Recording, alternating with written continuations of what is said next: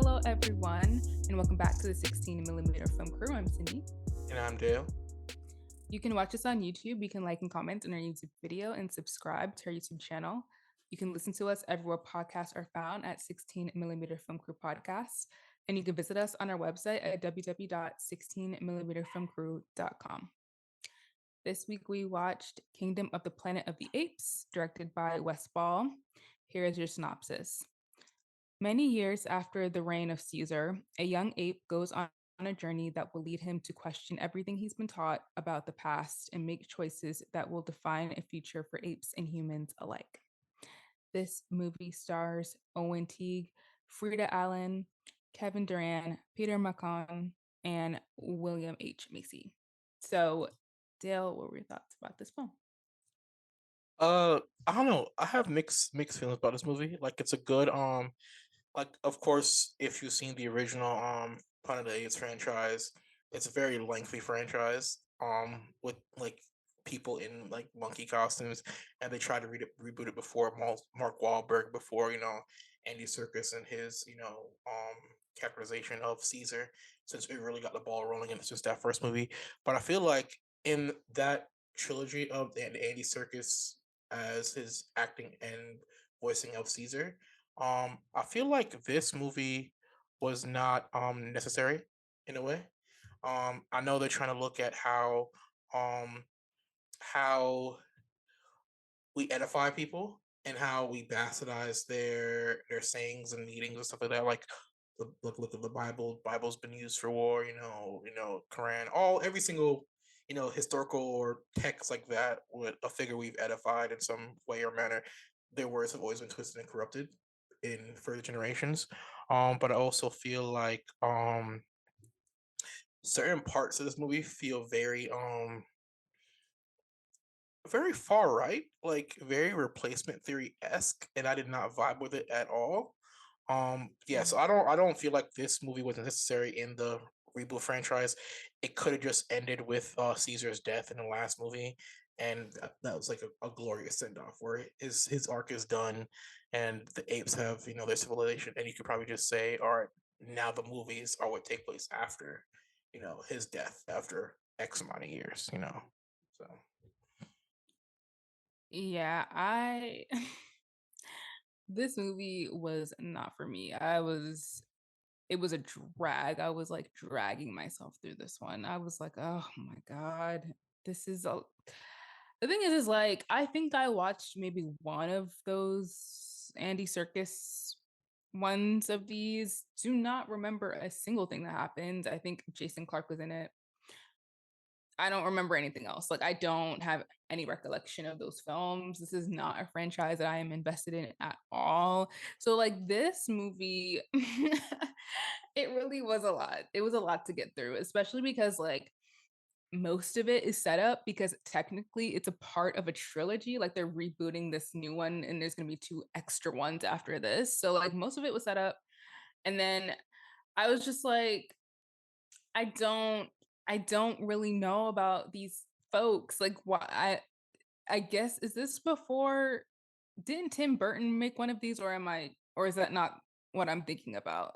I'm not sure Tim Burton did one, but Who was it that Mark made one? Wahlberg Mark Wahlberg wasn't one. I'm not sure about the director. I remember seeing that as a kid, and like when movies used to come on TV after a year or two, I saw that one, and that one is like he's an astronaut, falls in a wormhole, lands on the planet of the apes, and somehow returns like regular civilization.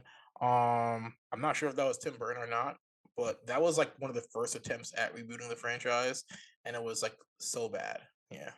Yeah, there was one that was like cartoonish. Like, you hmm know what I mean? Yeah, yeah, he did make one. He made Planet of the Apes in 2001. So I recollect, and that is the one with Mark Wahlberg in it. So Okay. I recollect that being a thing. But to me, that was just like camp. So I, again, did not take this seriously.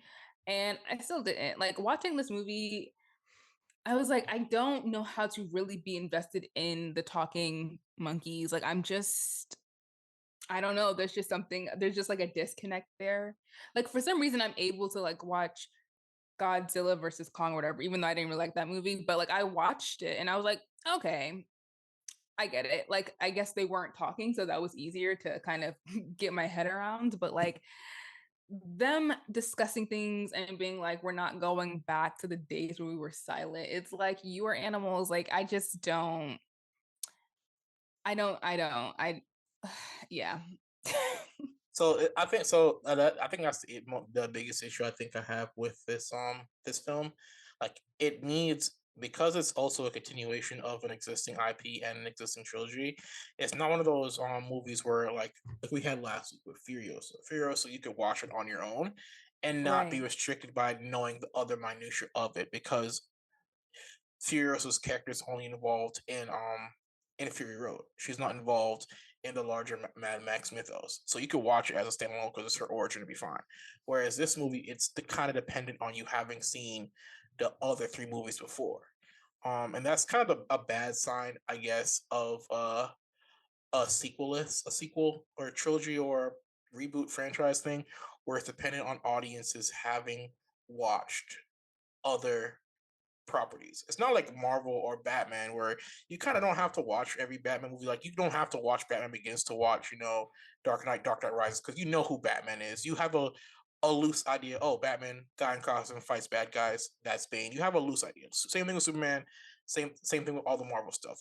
Whereas this, you're kind of dependent on seeing the last three, and I do think the other yeah, it's really dependent on seeing the first three, much like how Star Wars, Star Trek, even though those movies are kind of in the public zeitgeist, where you can kind of half-heartedly know, you can have a vague interest and be fine with it, but with this, you kind of have to like know everything. So it's a really hard road to hoe to get new interest in this kind of reboot, because like I said, they're doing like two more after this one, which I don't know how that's going to go, because your initial interest was with the stuff at Andy Circus was Caesar and his character. So now we're gonna have to follow a whole new character who you still gotta watch the other three to get the back. Like you gotta still watch Andy Circus ones to get all the backstory and stuff. So yeah, Yeah, it's oh child, it's a lot. Like it's really just it's too much. Like I think the only thing that I enjoyed in it was the action set pieces because I mm-hmm. think that I mean the CGI I again to me it didn't look great, but like I'm assuming that it looked good enough for everyone else because a lot of people went to go see this movie. But I think that they're mixing of I'm assuming they're doing like motion capture with those actors inside of with the cameras and stuff with the Yeah, actual actors. I think all of that looked pretty good. Like I liked the action pieces. Like I felt some tension, even though I knew that the main character is it Noah or something. I knew that he was going to be fine. The thing is, I didn't even know that there was a trilogy. I just had a feeling. I was just like, this character, they're not gonna kill this character off. So why should I care? so you've never saw like the stuff for like the first one, was it Rise or Planet of the Apes with what's his name, James Franco? You never saw that one? Is that yes? I think that's might be the That's one that I that's saw. the okay. That's the first one in that trilogy of that first Okay, monkey. Yeah, I didn't of see the other Caesar. ones. You didn't see War. You didn't see Rise. Well, you didn't see Dawn No, or War. Okay, cool. no, I didn't see any Yeah, of those. So yeah, again, I was coming in kind of like, who is this? yeah, What's happening?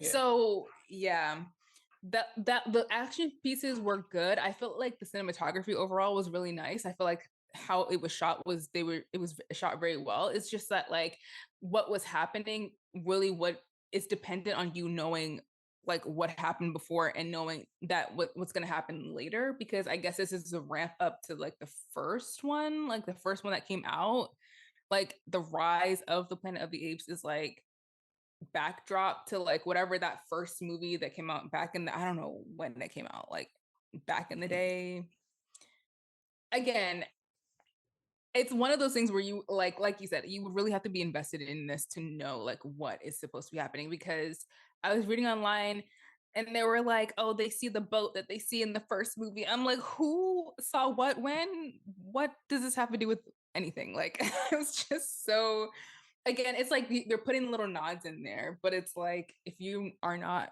familiar with the franchise you're not gonna get it so yeah. I Yeah, don't know. it's It's weird, also the issue with this movie beyond being attached to that you haven't have seen the last one. It's poorly written in Mm. my view. Whew. It's largely dependent on not Noah. Like Noah kind of a bit takes a sidestep to Fair Allen's character of May, Mhm. where she's like on this hunt to find, and here's the thing. I know this is really nitpicky. Like people hate, the ideas of, you know, and I'm one too. Like you don't like the idea of, hey, you can't nitpick plot holes in movies and stuff like that.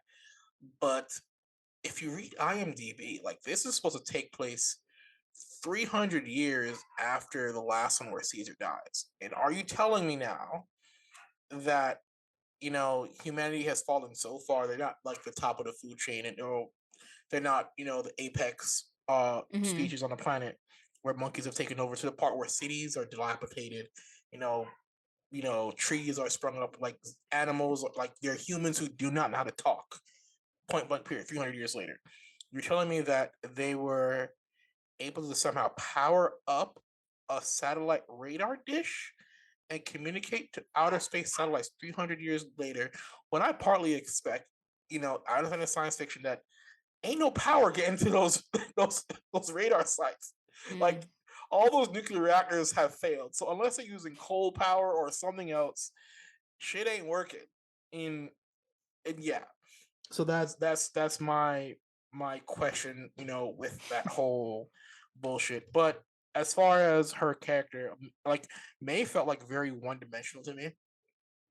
Um, and then her whole, like, it's a good dichotomy between her and William H Macy's character, where he's like, "Yo, we're not number one anymore. You just got to deal with it." And that's where the whole replacement theory rhetoric comes to me. It's a far right idea where minorities, black, brown, Asian people will replace white people, and that's how our character really comes off. William H Macy has accepted humanity was up top, we fucked up, apes have taken over. It is what it is. It's reverting back to pre-evolution phase where apes are the dominant species before they evolve once they have demand, and it's like continues. But in this sense, she's like, no, that's not how things are supposed to be. Like she's looking for weapons and tanks and stuff to restart a human uprising.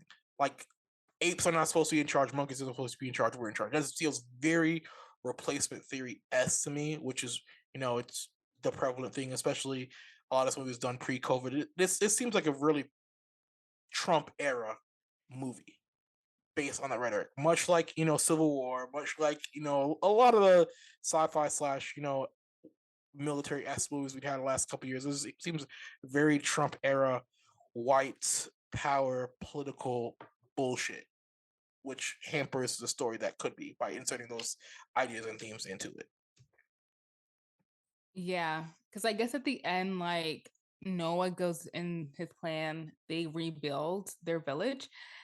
And so I guess I'm not really sure like what the next movie is supposed to be about. Is about like I guess the question is like, oh, can humanity and the apes coexist, right? But like it seems like from Miss Thing's perspective, like not really. Like where she seems very hell bent on like not letting these monkeys run the world. So I don't know. Like, I guess I just don't know what they're trying to say. I guess that's my question. I'm like, what is the message of this movie? Is there a message? I don't know, but I did not enjoy it. That's all I can say is like I just felt like this what I think you alluded to it earlier, unnecessary. Like it just felt like a waste of everyone's time. And just like a poor, I mean, not a poor attempt because it did make a lot of money in the box office. So I'm assuming they're gonna go ahead with these next sequels. But I mean, just like a poor attempt of like trying to reboot this franchise and try to like make it something that people will feel invested in. I don't know. I guess maybe people did because they went to go see it. It's just like, is did we need another one of these? I guess that's the question. Is like, did we need another one of these movies? I don't No, we think we didn't. did. Yeah, and it feels very. This movie feels very much to me, like you remember when Harry Potter finished, Mhm. and like that was Warner Brothers' big IP because they dropped the ball on all their DC comic stuff for like a long time. It's like, oh, Harry Potter, and then they're like, oh, we ain't got shit. And so J.K. Rowling and them, they rushed like the Fantastic Beasts series, which had very Mm, midlining success. And it seems like Warner Brothers was like, oh, not Warner Brothers, the people behind Planet of the Apes. I don't know if I forget which production company it is. But they're like, oh, we have to keep this IP going because it's our only major cash cow. Like this movie did good. Like this movie is not a good movie right. structurally and story wise and everything else. Like it's not a good movie. Um, but it did its money off the strength of, oh, you came off the back of three other amazing Planet of the Apes movies, so everybody goes in there expecting it to be amazing. I think right now it's done like $341 million, which Mm, that is considered a box office success, but I think most of it is done on the back of the success of the prior movies, because this movie has been out since like May mm. 10th, I think, and I've heard very little in the past month about the movie. And that's a bad sign. For a movie to be a box office success, that means people are seeing it, but then nobody is really talking about it as much. That to me is a bad sign of the strength of the movie itself. Yeah, I feel like the people who are fans of this franchise went to out to go see it, and that is what we're seeing now in terms of numbers.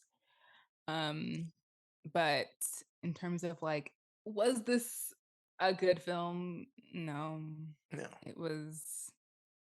It was so boring. Like I was just so bored throughout the entire time, except for like when they had some like good action pieces, and I was like, okay, it kind of woke me up again. I was like, all right, I'm sad, and then back to sleep. Yeah. I did find the inclusion of, it's a very tender moment that it's really blink if you miss it, is when Noah is like looking to find um his family and he runs into the orangutan, like he falls in a trap. And he's like, "Oh, I'm looking for my family." And orangutan points and goes, "Oh, he was my family." I like I love tender moments like that, and it felt like very like, "Oh, we're just gonna drop this in and then move on from it." Like scenes like that, I wish, I don't know. It felt like the pacing on this was kind of bad. Like once again, George Miller, Ferocia, pacing is really bum bum bum bum bum. We're gonna jump. You gotta stay with me. You gotta pay attention. We're gonna give you a lot of stuff real fast. Keep your attention because humans got short attention spans now. And Judgment was like boom boom boom boom boom. I'm not gonna do a lot of plot. You're just gonna jump and you're gonna stay with it. Whereas this, I feel like probably meandered a bit too much for too long in certain set pieces. So yeah, Yeah, and it's interesting how Furiosa didn't do what was expected, but it's a really good movie. And this movie did way better than, well, maybe it was what people expected, which is to do well, because I guess it's a part of this franchise, but it's not good. So again, it's just a question of like, what's going on here? I need some answers, please. Cause like y'all y'all could have came out to see Furious. So that actually kind of pisses me off that people didn't go to see it. Like the more I've been sitting with it, the more annoyed I've been getting. yeah, Like y'all really should have showed this movie some love. It's crazy. yeah. I don't know. This movie, it's very mid. Like I said, Yes. I think if the sign of a good movie is how it can stand on its own, Hmm. unattached from everything else. And like I said, this movie is very dependent on having seen the other um movies in the franchise. So yeah. Yep. Which is odd. I think the writer for this movie was like of course Wes Ball directed it. Um and I think the writer for this movie is Josh Friedman. Quote, funny enough, Josh Friedman also was one of the writers on Avatar, Way of the Water, which, Okay. and but he also did like the Terminator Dark Fate movie, which was bad, and then Wait, is that the one with so Amelia Clark? yeah, that was one of Oh, okay. Amelia Clark, and so, but I guess he's a frequent collaborator with James Cameron because I mean, yeah, Way of the Water, well, the Avatar movies, the writing is not what you're there for. The plot story, it's the visual aesthetic of it. So yeah, I was thinking about Avatar a lot when I was watching this one. I was like, I kind of just want to watch that movie. instead of watching this one. Like, at least I'll be like engrossed in the world, Yeah, you know. I So, mean, he's the one of the lead writers for the Fantastic Four movie in the MCU. So we'll see how that goes. ooh, So yeah, they're gonna have to spend some time with him on that one. yeah, Like, all that news about how like Mahershala Ali would kept being like, "We're not making this movie until the script is good." Like, I feel like it's gonna need to be on that type of wave. Like, let's not yeah, rush it. yeah. Let's take some time. We'll see. I mean, it seems like he has a habit of um, the Josh Freeman as a writer seems has a habit of writing um a lot of racial themes. Like, of course, I said the racial theory in this movie. Like Mm. he was also one of the writers for Snowpiercer, which was dealing with a lot of Oh, that's a great movie. no, I mean the show for the show Oh, for the show, okay. Well, I and don't it's one know. of those it's one of those IPs that's dealing with a lot of intense like back and forth high level social topics, which I don't think, Yeah. to be honest, I don't think white people have enough gravitas to navigate that space because they never had to empathize beyond them. Well, poor white people do know how to write. Yeah, At least they know how to write class. yeah, They know how to write class. Like, especially if you're from the UK, you can write that if you're like poor middle class. If you're like upper class, like we saw with Saltburn, can't write about it. It's yeah. just not gonna work. But also like if you're a white person trying to write about racial tensions and those things, it's probably not gonna work. Yeah, Okay, so on to the news. There is a lot of exciting casting news.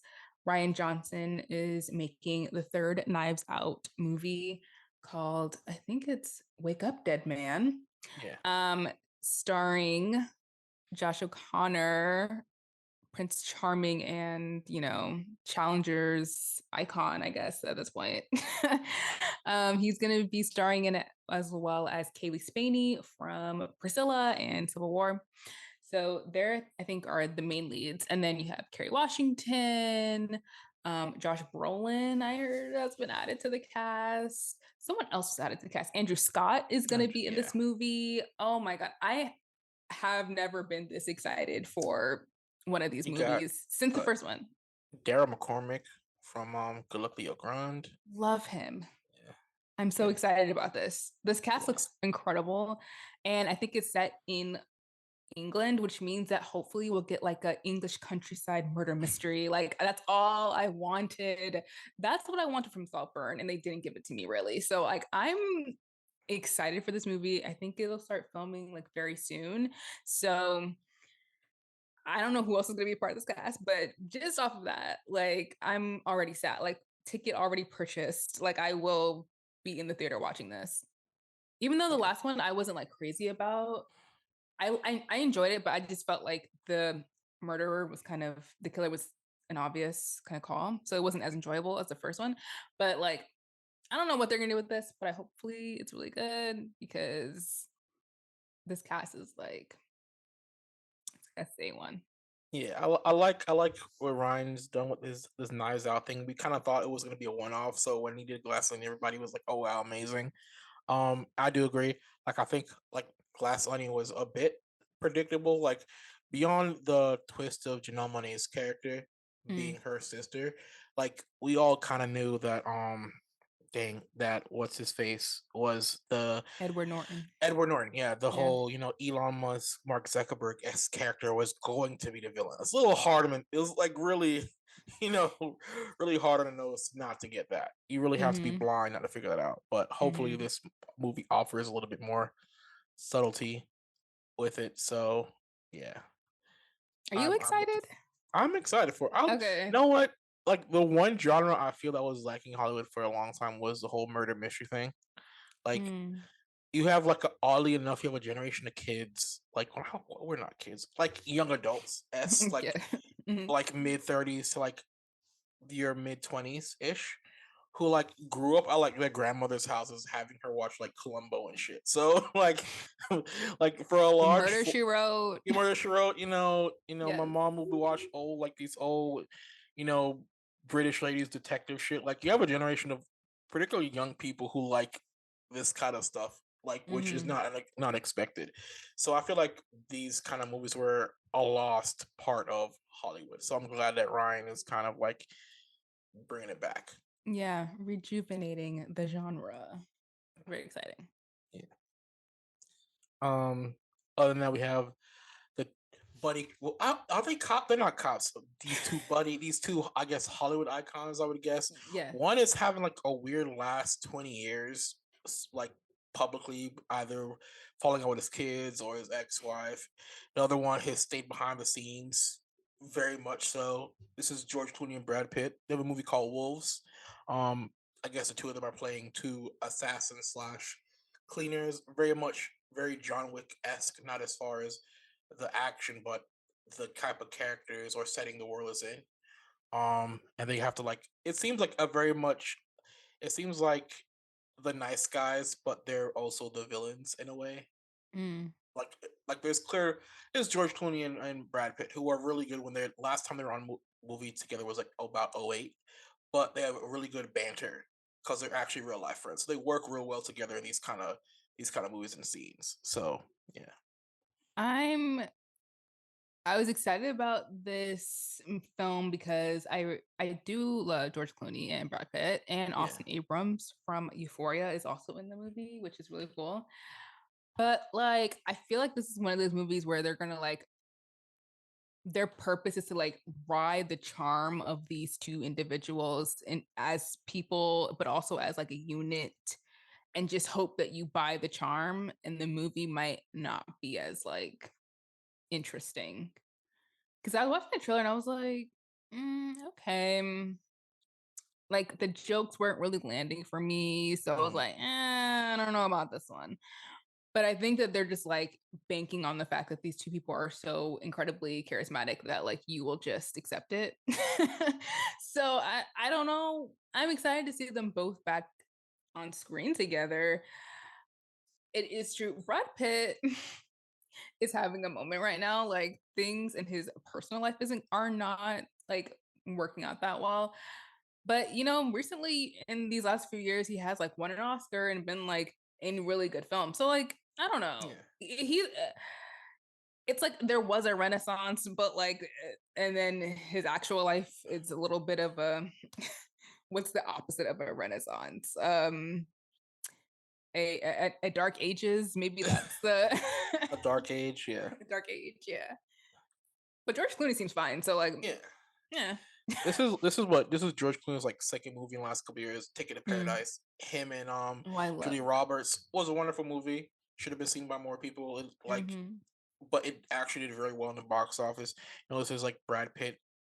I think I would describe Brad Pitt's career currently as he's trying to be in his Tom Cruise phase, where Tom Cruise is still doing a lot of these heavy action oriented movies, where he's still showcasing his charismatic side as well. Um, of course, Brad Pitt, he did Bullet Train. He just recently shot an F1 movie. That's supposed to release next year. He has this. I think he's trying to. I think he still sees himself as still a viable actor in the not just behind the scenes as a producer, but in front of the scenes as well. But I do think his personal life has derailed a lot of his in front of the camera stuff. Um, but we'll see how it looks for him. Like I like the like what like before Bullet Train, he did Ad Astra. That was one of my favorite movies that came out that time. Like I was one of the very few people championing it. I loved Ad Astra. You know, looking forward to the F1 movie, being a motorsport slash F1 fan, and of course, it's George Clooney and Brad Pitt. You know, and maybe this way, you know, this somehow is a backdoor into them. You know, reintroducing Ocean's 11 because Matt Damon is not interesting without a dynamic person with him. You know, anytime Matt Damon is a movie where he has to carry the movie, most of the time it's not good. You know, when he was the astronaut, the auxiliary cast kind of did help him. So we'll see. I don't know. I'd want a reboot of Ocean's 11 franchise. You know, but I that's guess we'll just see me. about that. And then there was a Venom trailer. Yeah, I didn't know about this. yeah. It seems like Venom is like the odd. oddity of um movies because it really embraces the comic book kookiness of the superhero world. It doesn't take itself too seriously, but it's also like Venom is kind of an anti-hero and sometimes a villain. So you kind of like, I want to see him fuck shit up instead of saving the day sometimes, and you don't get that. Um, it's the last movie. It's Last Dance. It's the last one. Um, but I'm concerned about it because a report came out recently this week that Sony is interested in integrating more AI and stuff into their productions. So that is a big concern for me. I don't know how much I'm curious as to how much AI had an impact in this project. It being it's the first project being released since they made that announcement, because we don't know if that movie had AI involved in pre and post production. So yeah, I'm interested in how that is going to turn out. Yeah, I feel like we're in it now. We're in the AI phase of filmmaking, which is so weird. I never thought that was gonna happen. But like they used it in Furiosa and like I think some of it looked good, some of it didn't, depending on like who you're asking. So I don't know. I'm a little that doesn't make me feel good, honestly. Like I feel I've always felt weird about it. So I'm just like, I don't know. Yeah, maybe it'll be good. Maybe it'll be fine. You know, I don't know. Anyway, talking about what we watched this week. You said you didn't watch anything, so I didn't watch much. No, I did not watch much. This is yeah. This was my that's mental fine. break week. So yeah.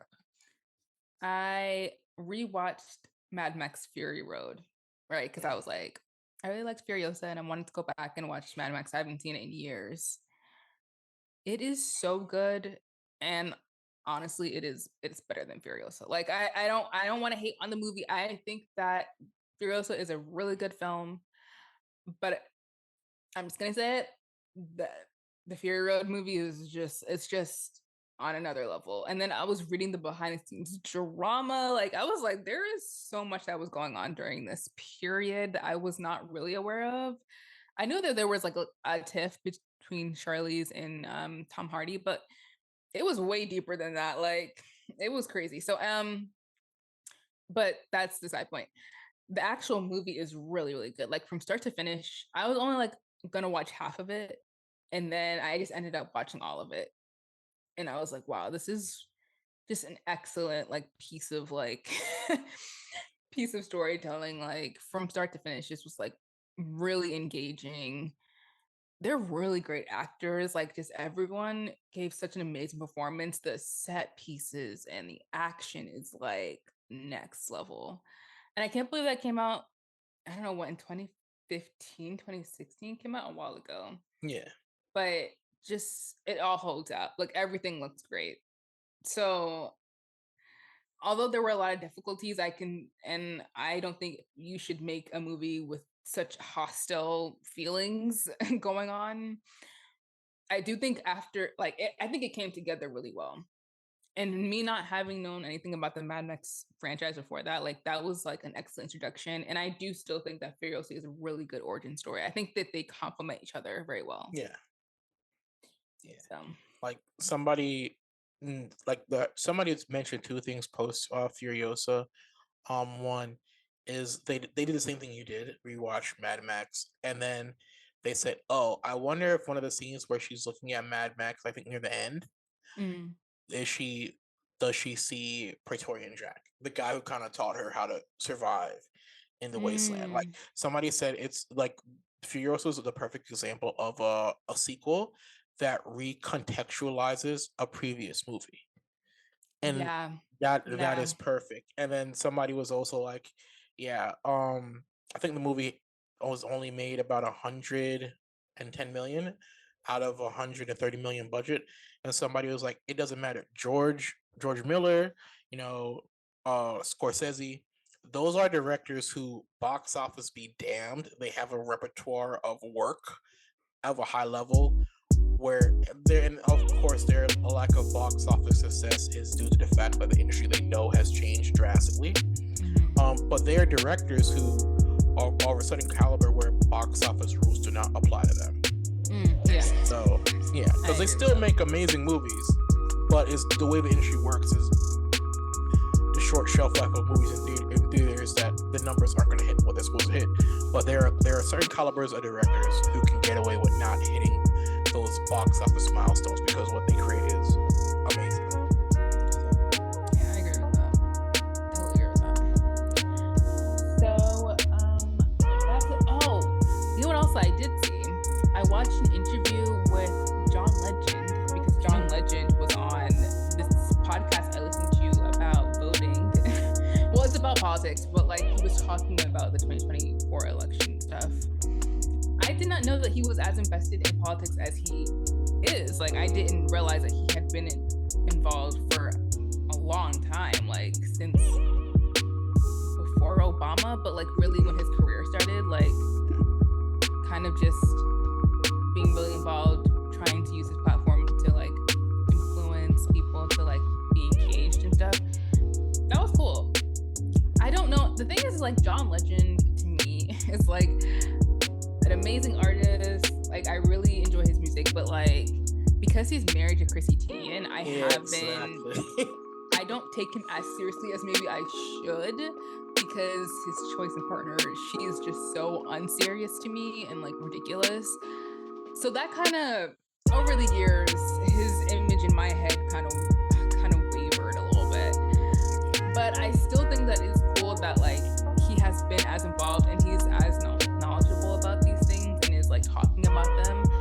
So obviously, in what's been going on recently, we're not a political podcast, but you know, the Trump and the conviction and all that other stuff. I like that he was like, no, I know what's going on and I'm like trying to do something about it. I think that's cool, especially now because everything's really tense. A lot of celebrities are like not really talking about the election as such. They're talking about issues that are going on in our country and overseas, but not about this election in particular. And I completely understand why, but I did think that it was cool that he at least was trying to do something with the platform that he has. So yeah, I don't know why I brought that up, but that is something else. Oh, I did see. it was the same podcast that Alex Garland went on. About Civil War. It's just I watch them all the time, but like I didn't know that they brought in like, you know, people from our world. I didn't know about that. So it was kind of fascinating to me. But anyways. Yeah. And then I rewatched La La Land and watched a minute. So